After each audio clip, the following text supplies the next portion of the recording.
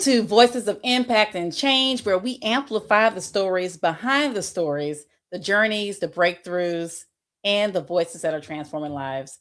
I'm your host, Dr. Mack, Chief Visionary Officer of Mack Media and Publishing, and I'm super excited to continue our episodes and series with I Am Her, Fierce, Fearless, and Focused, where we highlight the incredible women behind the pages of this powerful book. Today, I happen to have the Dr. Adrianna Butler joining me live here. And yes, ma'am. And I'm so honored to have her and have her a part of the project. She is the author of the chapter Fiercely Chasing Purpose, Choosing to Move Anyway. And so, Dr. Adrianna, I just want to welcome you to the Voices of Impact and Change. How are you doing? I am excellent. Thank you, Dr. Mack. So excited to be here tonight.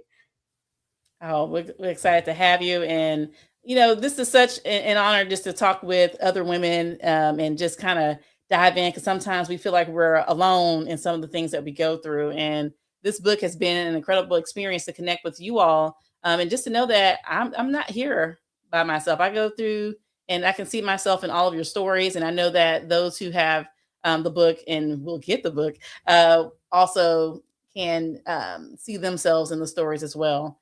And tonight we're just going to talk about your chapter, get a better understanding, and give some insight from you, and hopefully also impact those who tune in or listen and get a copy of that book. So, That's it. A copy of the book. yes, get that copy. So we're going to start about your title. So your title is Fiercely Chasing Purpose. Can you explain what does that mean to fiercely chase purpose?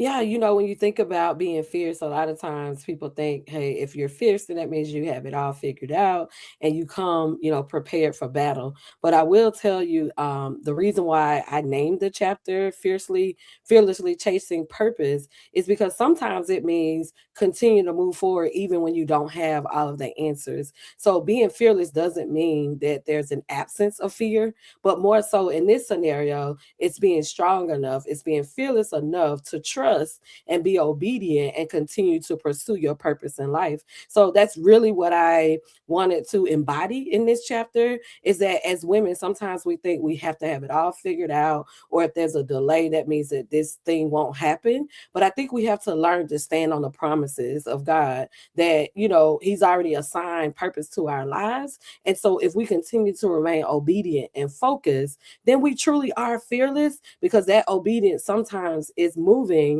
in the absence of having all of the steps or all of the information. So that's the background behind that title of Fearlessly Chasing Purpose, choosing to move anyway, in spite of continuing to pursue those things that are assigned to your life.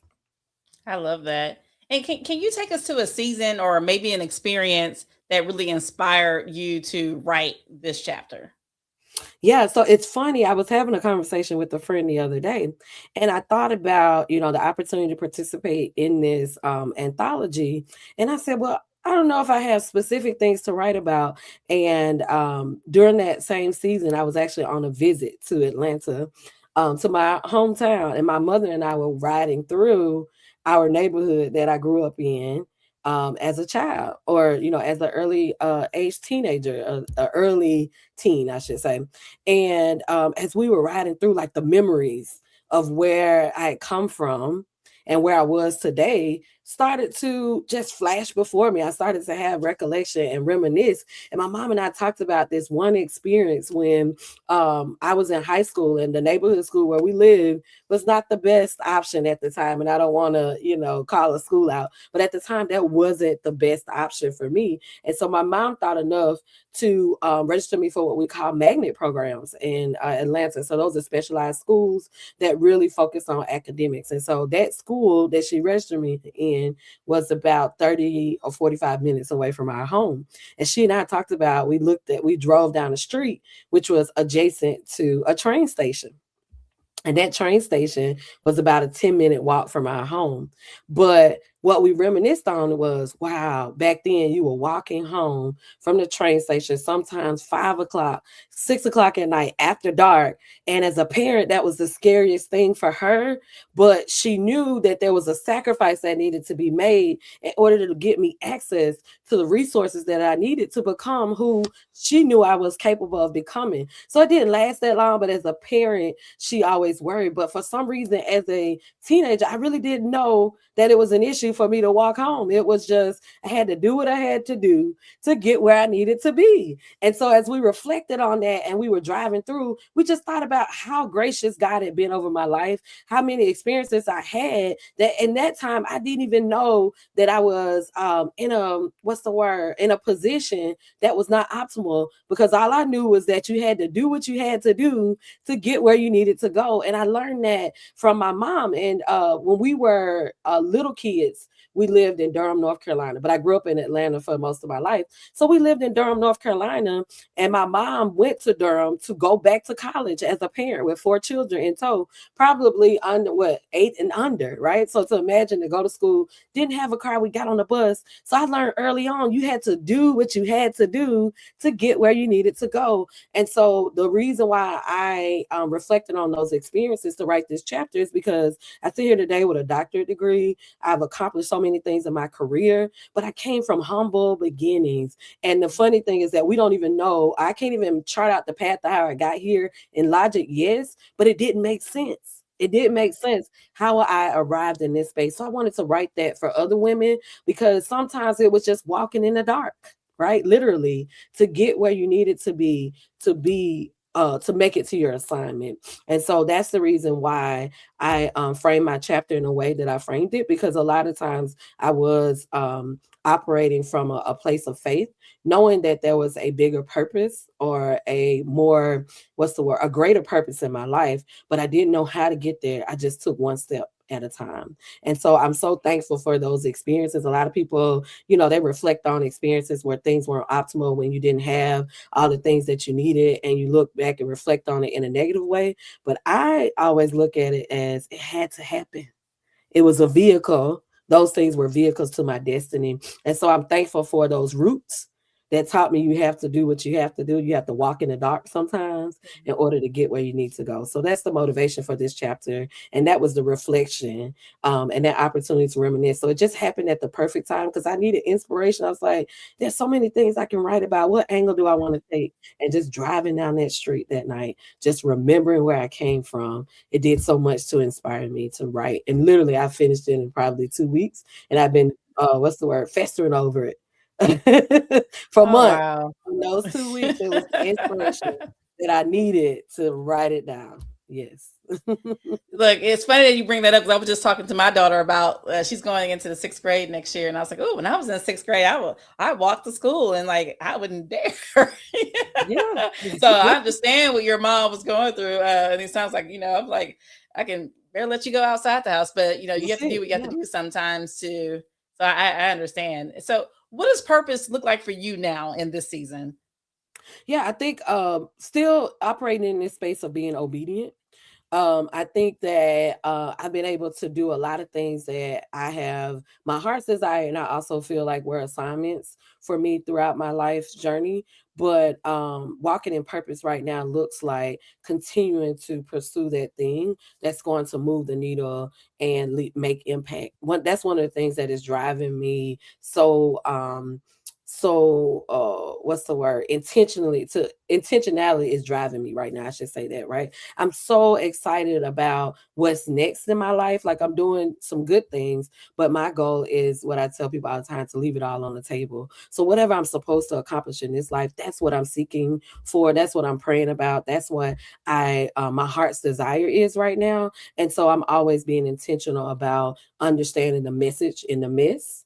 That's the first thing. Understand the message in the mess, because sometimes we go through challenges in life in order for us to learn a lesson. And so that's the lens that I have on right now: intentionality, learning from every scenario, every situation, every interaction, and being thoughtful about when I am getting snippets of those instructions along the way, being intentional about reflecting on those and not discounting them, because I feel often that people sometimes say, oh, that was just a coincidence, or that just happened. But sometimes those small things are the nuggets that you need to Right. piece together that big next step that's going to allow you to continue to walk in purpose.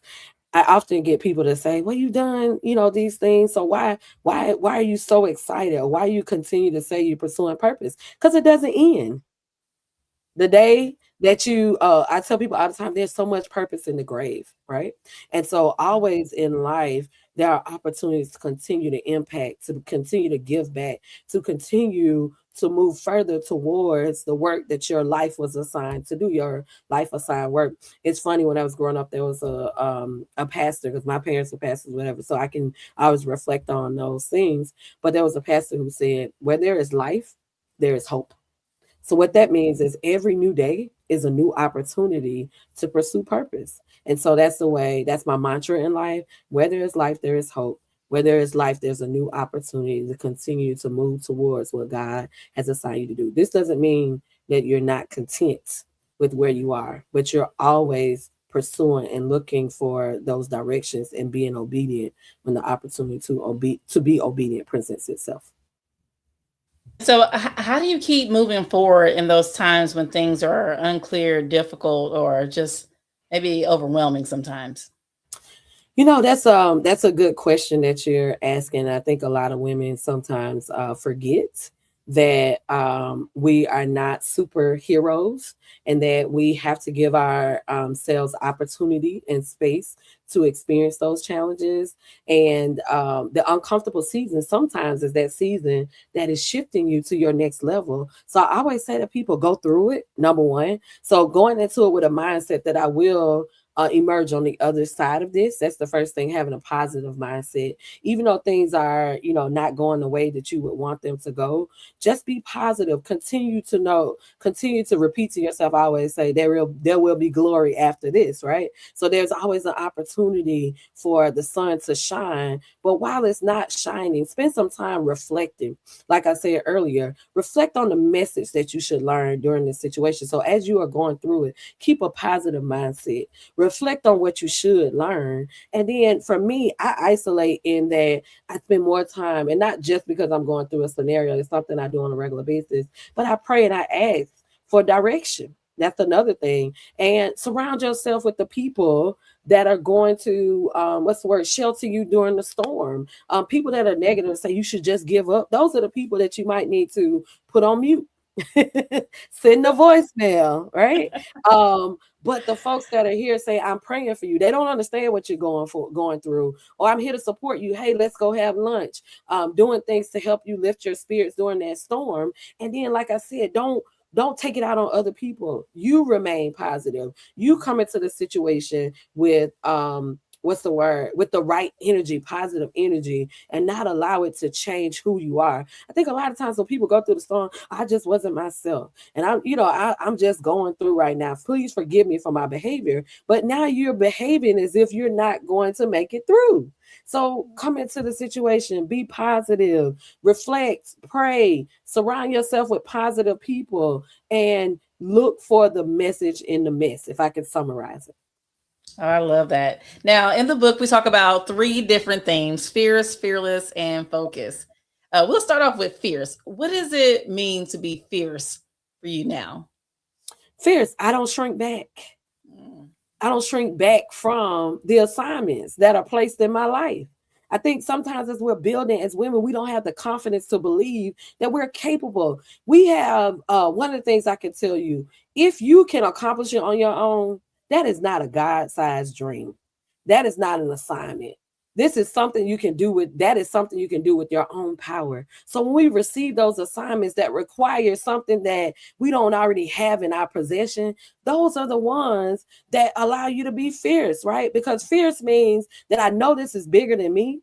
I know I need help to do this, but I'm going to continue to move towards it. I'm not going to shrink. I'm going to continue to show up. I'm not going to allow you to discourage me in this process, because I Yes. know that I can do all things through Christ that strengthens me. So for me, being fierce is standing on the promises of God, showing up when it doesn't look good, continue Mm. to remain positive when everything around me is falling, is crumbling, continue to show up with a smile on my face, not looking like what I've been through, right?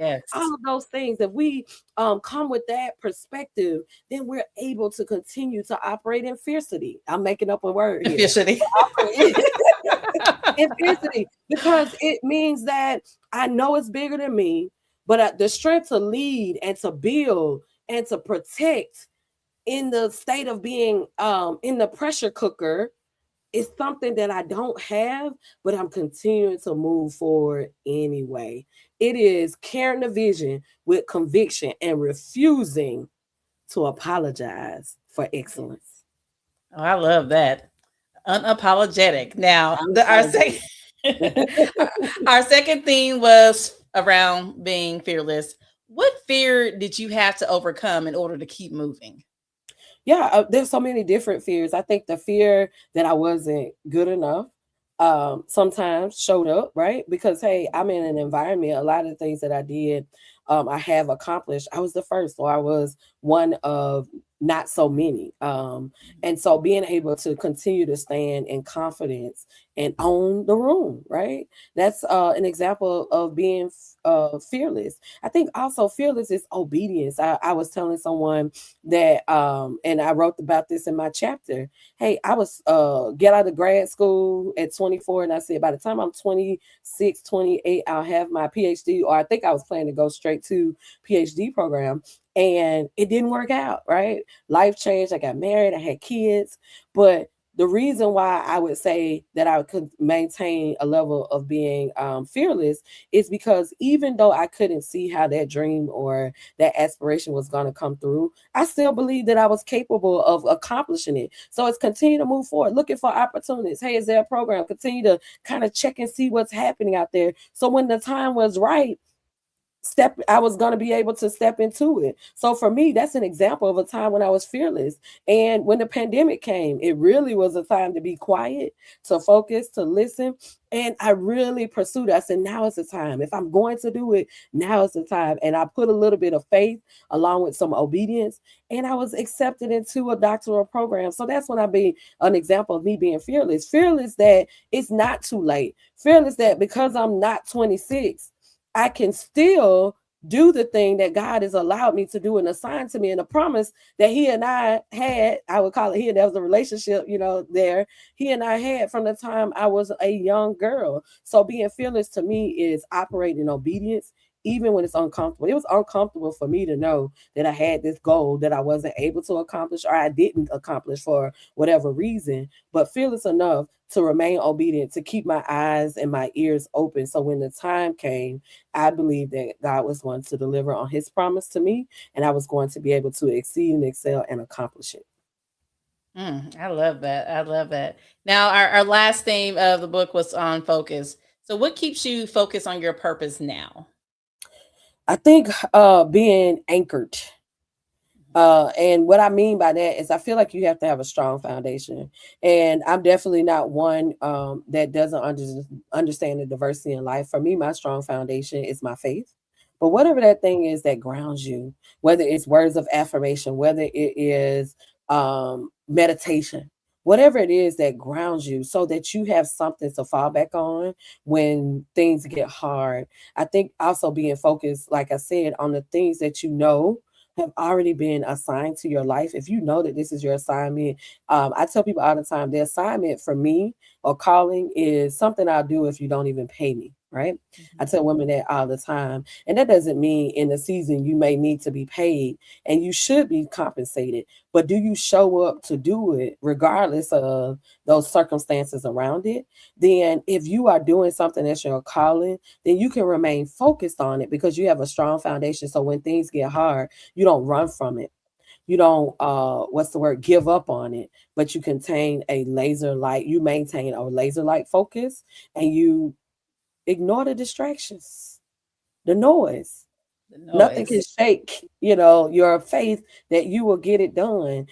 You said something, noise, Dr. Mack. When you think about noise, sometimes noise can be things that are not negative. It's just, hey, right now I have, a load of bills that I need to take care of. So I can't really pursue going back to school because I need to focus on taking on more shifts or more hours so that I can get it done. That's fine. That's noise. You have to address it in the season because you probably have bad credit if you don't, right? But being practical, but you still don't forget the thing Yeah. that you're going after. So noise may be a distraction. Noise can be present, but it doesn't have to be a distraction. I tell people all the time, take one faithful step every day. I think about there's so many books about habits, but there's one I have read often. It's about atomic habits. And it says, Mm, hey, can you do something for 2 minutes every day consistently? Right? That's yes. focus. Because for 2 minutes, if it's just a small thing, I need to read something for 2 minutes. You pull up one article and you don't have to finish it. Read 2 minutes worth of it and come back tomorrow and do that again and find another article and continue to do that thing. That's the focus you need. Focus doesn't mean you take a big chunk out of it. Yeah. Focus means that you continue to chip away at it until the thing comes into realization. So for me, that's what focus is. It's being anchored, establishing those systems, establishing those protocols in your life that don't allow the distractions to stop you from focusing on what you need to get done. I love that. And Atomic Habits is actually one of my favorite um, audiobooks to listen to, especially when I'm driving, because sometimes we have the radio is noise, good noise. Sometimes I enjoy, but sometimes I need some reminders of that 1%. So I love that you shared that the small things can add up to those big things and being anchored in them. Yeah. Okay. Rome wasn't built in a day, right? It was not. Now let's talk about for the woman that feels stuck, or maybe women who feel discouraged, or they're afraid to take their next steps. What would you say to her? you know, um, I laugh because I tell people do it anyway, and that sounds really good, right? You can put it on a t-shirt, it's a slogan. But anyway, sometimes there are some barriers that may be huge challenges for you. So I would say do it anyway, but prepare yourself for the anyway, right? So when I think about that statement of I'm discouraged, I can't do it, I don't know how to do it, everything is wrong, I don't have the money, I don't have the time, my kids are too small. There are all of these things that can become your anyway. But here's these three words that we talked about being fierce is that you're not going to shrink back, right? So that is the that's the counter to the anyway challenge, right? I'm still going to remain fierce because even though these are the challenges I experience, I'm not shrinking. I still believe that I'm capable, right? So part of it is having faith and believing that you're able to do it. That's fierceness, right? And then being fearless in that, hey, this may not be my season, but I'm still looking for that season. So I'm continuing to hear the voice. I'm continuing to stay grounded. So when the opportunity emerges, I'm confident enough because I remain fierce throughout this process to pursue the thing. Now, what happens is our children grow up, our financial situation becomes more stable, and we still make other excuses. So what I'm saying to you and discouraged, okay, all of these things may be happening now, but when your opportunity comes, you need to be positioned to move on it. Yeah. Then the other thing I would tell you is don't take no for an answer. Remain focused. Okay, that didn't work. Well, what else will? Maybe you got to go get an associate's degree if college degrees are your desire in life, or start that business. Maybe you have to do it part time on weekends only, but make the step, do the Yeah. thing, ground yourself in faith, find you something that you are aspiring towards, whatever that thing is. I always tell people I establish a North Star. So, why am I doing this, right? What am I going after? What is the end goal? It may not look like that today, but have something to aspire to, whether it's a scripture, whether it's a picture. Hey, one day I want to be able to provide this home for my children. Well, that means you have to be able to make different choices. So Yeah. put a picture of that on your mirror every morning. Use that as motivation to get up and do it anyway. And the last thing I want to say is stop negotiating with your calling. I Mm, said that at the I Am Her Summit, but I'm going to continue to say that. Stop negotiating with your calling. I am who I am because God says I am that person, right? So who are you to go and negotiate with God with based on what He's already assigned to your life? Stop making excuses. Stop shrinking. Stop going backwards. We're going forwards in 2026 and beyond. So my yes, advice to you, if you are discouraged, get up, shake the dust from your feet, get focused, strap up yes. your boots, right? We're ready to ride, all of that. But I'm being comical, but I mean it from the bottom of my heart. Don't let life beat you up. Don't let your purpose go with you to the grave. You are her. You can do it anyway. You Yes. have everything you need inside of you. You don't have to go to this person. You don't have to go to that person. You can learn from other people. But what you need is already inside of you because it wouldn't be your calling if you didn't have what you needed. Activate that thing. Figure out what you need to do to Mm, get your wheels turning. What do you need to do? Is it praying? Is it fasting? Is it reading? Is it going back to school? Is it taking on a volunteer opportunity to expose you to the thing that you want to be able to access and learn and do in the future? Do it anyway. I love that. Look, you giving me a setup for a future book that's coming out later on.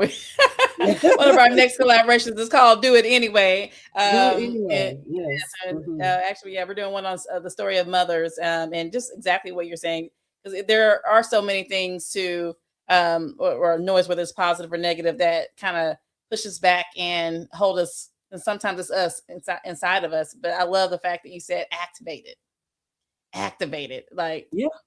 and keep those that 1%, that those atomic habits going. Those small little things add up to so many, although it may not seem like you've done enough, but those small little things make such a major impact. And if you can hold on to those, you'll keep adding on that 1% and keep adding up until get you to where you need to go. And you Yeah. can't compare yourself to everyone else either, because I know a lot of women will sit there, well, this person has done this, and this person has got this done, and I'm here, and like, you're comparing yourself, and you can't. You are you. You are who you are. And but you are still her. It may not Hmm. look like the next her, or the her over there, but you're still her. So I love that. Thank you so much. We're Now, all unique for a reason. And my assignment is not your assignment. Because guess what? If there were a whole bunch of same people walking around the earth on the same assignment, what a boring world this would be. Move yes, it forward, would. right? Yes, I love Yes, that. I love what you said, Dr. Mack, too. Just thinking about what you're saying about mothers and moms. I think we are the individuals that have given birth to every living being on this earth. God created the rest of it all, right? But as far as all those living beings that are walking the earth, even dogs have moms, right? So when you right. think about it, we have everything we need. We're strong enough, we're capable because we created life, right? We needed a seed, but we nurtured it, we've grown it, we produce things, right? Yes, We are what I would call the salt of the earth. And so show up that way. You make things yes, better. ma'am. Think about it. You can't cook a pot of greens with no salt. I don't care what you say, how you skin it. You got to put a little salt in that pot to give those greens some flavor. And so we are the flavor. We're the salt of the earth. Right. We're capable of producing.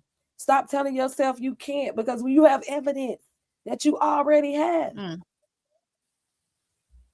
mm. Man, look, I don't know if those of you are tuning in and joining us today. Thank you for joining us, and I hope that you're getting poured in, just like I feel like I'm getting poured in right now, and just in being a part of this conversation. Is one of the things that I ask, or for each of the authors who join the Voices of I Inherit to do, is complete this sentence for me. And so I'm going to start the sentence, and then you are going to complete it. First thing that comes to mind. Are you ready? Okay. I am her because. I am her because I am fearfully and wonderfully made. I'm capable of doing anything I put my mind to with the help of God. And I am her because I believe in promoting the other hers. Mm. I love that. Yes, promoting the other hers definitely help promotes myself as well. So I love that.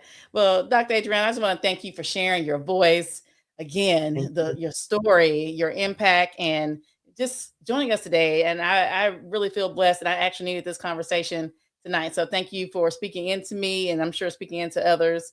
It's been a blessing to have you on here, and I can't wait to continue to see all the things that you're doing. Because of course I'm following and seeing all the things that are coming up, and you out there busy doing it, being heard. And I love I'm it. I not love leaving it. anything on the table, right? We had that conversation. Yes, Nothing yes. on the table. I'm not taking anything to the grave with me. I'm leaving it for others to continue to build upon. And I was, and Dr. Matt, I don't want to cut you out, but I feel led to encourage other women to believe in yourself. Before we get off, that's something that is just definitely resonating with me right now. If you don't believe in yourself, who will? There's some other people that can promote, that can encourage, that can support you, that can mentor you, but you have to take the step. You have to put the boots on. You have to get up and you have to go get it. Nobody's going to bring it to you and place it on your lap. There are people who have had opportunities that were given to them, but they never really flourish because they didn't invest in it. The business that I built, the reason why I'm still doing it after 3 years now, almost 3 years, is because my blood, sweat, and tears went into it. And so somebody could have said, hey, come work for me and come do that. But the satisfaction from building it from the ground up with God and seeing what you can accomplish goes way further than sitting and waiting on life to happen to you. So I want to encourage you today. You are beautiful. You are strong. You are courageous. You are all of that and a bag of chips. Don't let Mm. anybody tell you anything differently. Yes, amen to that. Amen. Well, for those of you who are tuned in and will tune in, if this conversation spoke to you, I encourage you to stay connected, share this episode, and continue supporting voices that are creating real change in our world, like Dr. Butler here. And also be sure to grab your copy. I am her fearless and focused to experience even more powerful stories like Dr. Butler's. And for those of you who have been carrying your own story, a message, or a voice inside that you just feel like the world needs to hear, this is your reminder that you do not have to wait for permission. At Mac Media and Publishing, we bring those stories to life and turn them into impact. And so we want to thank you again for joining us again today, Dr. Butler, and those who are tuning in. It's been a blessing. And I just want to remind you all to continue to walk in who you are called to be. So thank you again for joining us. Thank you for having me. Have a good night.